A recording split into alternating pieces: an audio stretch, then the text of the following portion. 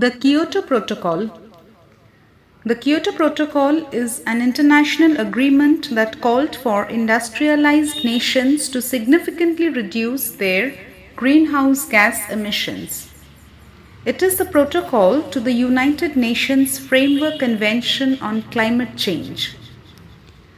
The UNFCCC is an international environmental treaty with the goal of achieving the stabilization of greenhouse gas concentrations in the atmosphere at a level that would prevent dangerous anthropogenic interference with the climate system.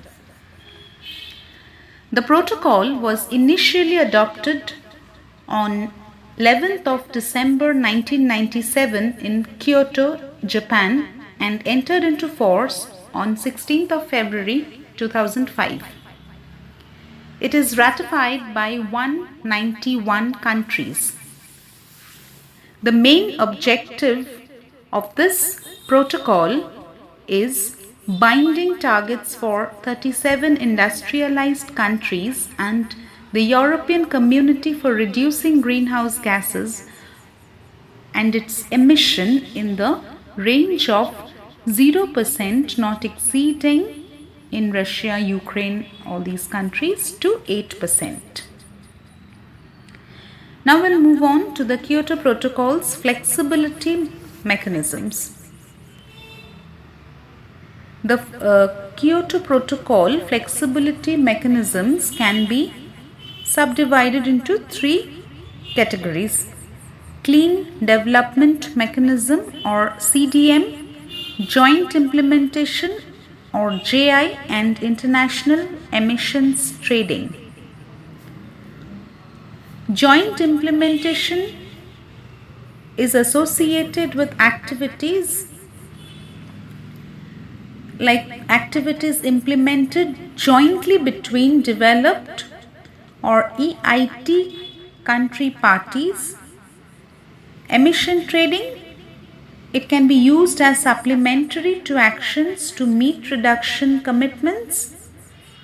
And CDM or Clean Development Mechanisms, developing country parties can volunteer to reduce emissions via joint activities with developed parties. The Kyoto Protocol defined the flexible market mechanisms which are based on the trade of emissions permits. The protocol established that countries must meet their targets through national measures. However, an additional mean of 3 market-based mechanisms were developed to support countries to succeed. The Kyoto Protocol targets for first commitment period. The targets for the first commitment period of the Kyoto Protocol covered emissions of the 6 main greenhouse gases, which are carbon dioxide, methane, nitrous oxide, hydrofluorocarbons, perfluorocarbons, and sulfur hexafluoride. The maximum amount of emissions measured as the equivalent in carbon dioxide that a party may emit over a commitment period in order to comply with its emissions target is known as a party's assigned amount. The individual targets for Annex 1 parties are listed in the Kyoto Protocol's Annex B. Now all these measures were adopted to save the earth from the emissions of greenhouse gases, and as we all know, the emission of greenhouse gases has serious detrimental effect on our Mother Earth.